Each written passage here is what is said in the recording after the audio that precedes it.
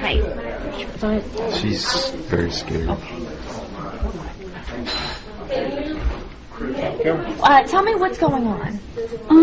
Well, I'm a Christian, and my parents are Muslim. They're extremely devout, and they can't know about my faith. Well, they do now, but they've threatened to kill me. I don't know if you know about honor killing, but this faith that you guys don't understand. Islam is very different than you guys think. They have to kill me. My blood is now halal, which means that because I am now a Christian, I'm from a Muslim background. It's an honor. If they love God more than me, they have to do this. And I'm fighting for my life. You guys don't understand.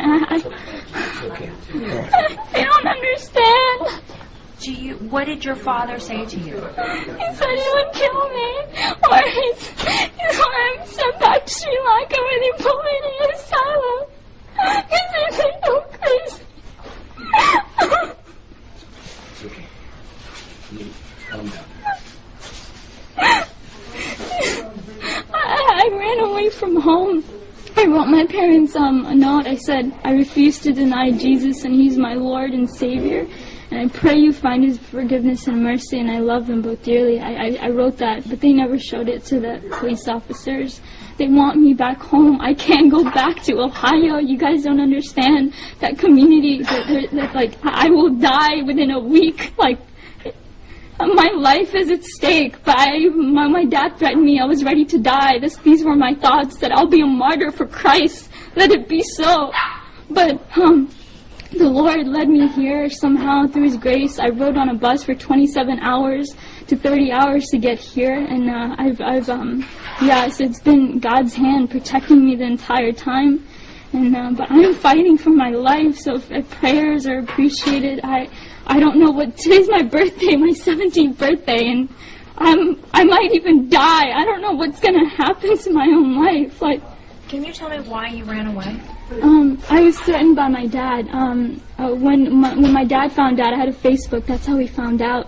And phone calls from the Muslim community started coming in with emails, and he confronted me. And I had a laptop, and he took that laptop and he waved it in the air, and he was about to beat me with it. And he said, if you have this Jesus in your heart, you're dead to me. You're not my daughter. And I refused to speak, but he said, I will kill you. Tell me the truth.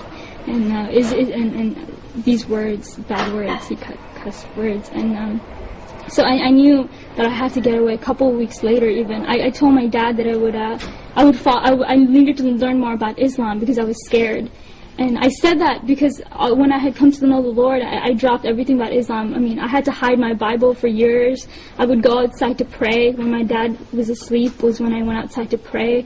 I snuck out to Christian prayer meetings in fear of my life. And finally, this day had come where I was confronting my dad. But a couple of weeks later, after I told my dad that I wouldn't follow Islam, but I would learn more about it, he put me class after class after class after class, thinking that that my mind was going to be back in it. But of course not. I mean, I'm a follower of God, Jesus, the true living Jesus, but a couple of weeks later, my mom found a Christian book, and I knew it was then that it was over for me. I had to leave. How did you end up in Florida here? Here, what happened is that night I had to leave, so I left. That Saturday night, was it? It was Saturday night in the morning. I left to go to a friend's house, and I asked her, I begged her to take me to church. I needed to get to church. I needed to pray. I needed to seek the Lord to know what to do. And so that entire day from 7 in the morning to late at night, I prayed and prayed and prayed, and finally I was able to get a ride back home to the person's house.